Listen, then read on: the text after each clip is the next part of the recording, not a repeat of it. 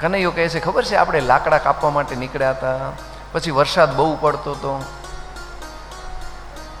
સુદામાજી મનમાં વિચાર કરે કે હવે આ વાત ઉચ્ચારશે. એટલે કનૈયો કહે છે કે એક વખત આપણે ગુરુજીએ આજ્ઞા આપી હોય છે, આપણે યજ્ઞ માટે કાષ્ટ લેવા માટે નીકળ્યા હોઈએ છીએ,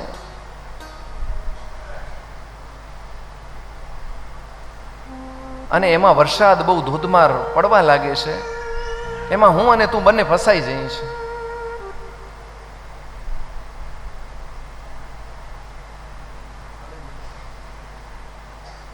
એટલે સુદામાને એ પાઠશાળાના દિવસો યાદ દેવડાવે છે. કનૈયો, તને યાદ છે ને એ દિવસો? એક દિવસ યજ્ઞ માટે લાકડાની જરૂરત હોય છે, એટલે ગુરુ આજ્ઞા કરે છે કે તમારે યજ્ઞ માટે કાષ્ટ લઈ આવવાના છે.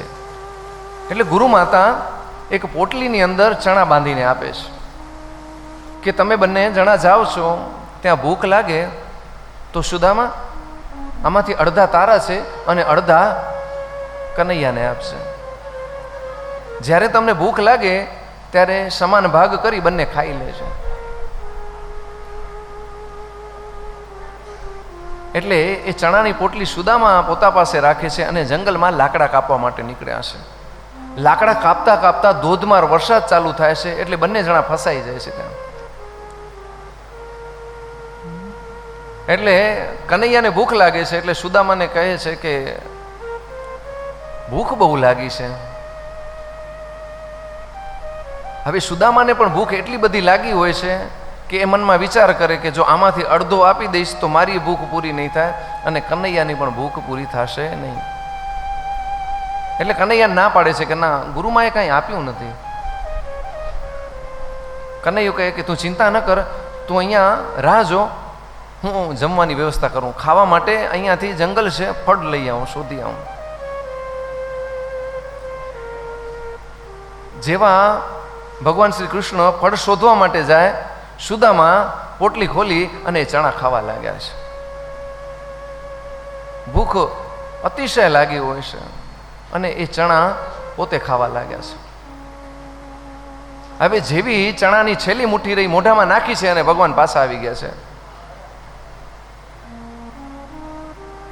અને સુદામાને કહે કે મિત્ર, ખાવાની કાંઈ વ્યવસ્થા ન થઈ, મેં આજુબાજુ શોધ્યું પણ કાંઈ ફળ મળ્યા નહીં. અને સુદામાના મુખની અંદર એ ચણા રહી ગયા હોય છે. હવે મોઢામાં રહી ગયા હોય એટલે એ ચણા ખાવાનો અવાજ આવે છે. એટલે કનૈયો પૂછે છે કે તારા મોઢામાં શું છે? એટલે સુદામા કહે છે કે મિત્ર, વરસાદ પડ્યો ને એમાં પલળી ગયો ને એટલે ઠંડી લાગે છે, એટલે મારા દાંત કડકડે છે. એ મારા દાંતોનો અવાજ છે, હું કાંઈ ખાતો નથી. ખાવાનો છે કે અહીંયા?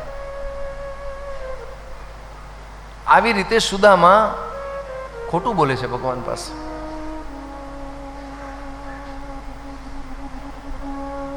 એટલે અમુક સંતો એમ કહે છે કે ભગવાન શ્રી કૃષ્ણના હિસ્સાનો ખાવાના કારણે સુદામાને દરિદ્રતા આવી છે.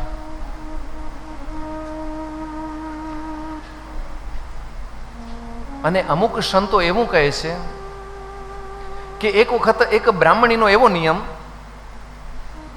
કે જે કાંઈ પણ મળે એ પહેલા ભગવાનને અર્પણ કરે અને પછી પોતે એ ખાય. એક વખત એને ચણા મળ્યા હોય છે, એ ચણામાંથી ભગવાનનો હિસ્સો કાઢી પોટલી બનાવે છે અને એ મૂકે છે કે હું સ્નાન કરીને આવે અને પછી ભગવાનને અર્પણ કરું. એટલે એ પોટલી ત્યાં મૂકી અને પોતે સ્નાન કરવા જાય એટલામાં ચોર ત્યાં આવે છે.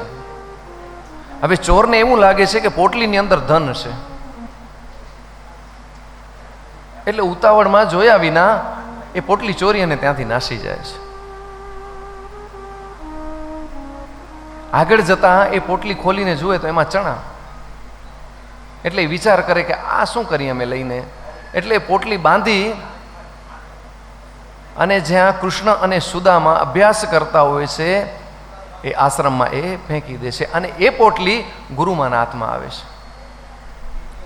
આ બાજુ બ્રાહ્મણી એ પોટલીને શોધ્યા કરે કે મેં ભગવાન માટે પોટલી અલગ કરીને રાખી હતી, ક્યાં ગઈ? પોટલી મળતી નથી, એટલે એ બ્રાહ્મણી શ્રાપ દઈ દે છે કે જે કોઈ આ પોટલી ખાશે, એમાંથી ચણા ખાશે, એને દરિદ્રતા પ્રાપ્ત થશે.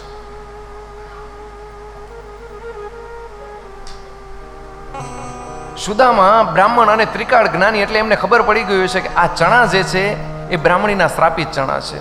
જો જગતનો નાથ આ ચણા આરોગી લેશે તો એ દરિદ્ર થઈ જશે,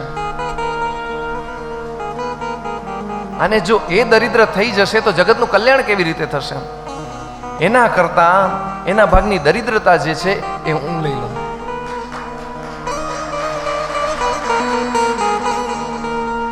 એ સુદામાએ ભગવાનના ભાગની દરિદ્રતા લઈ લીધી છે.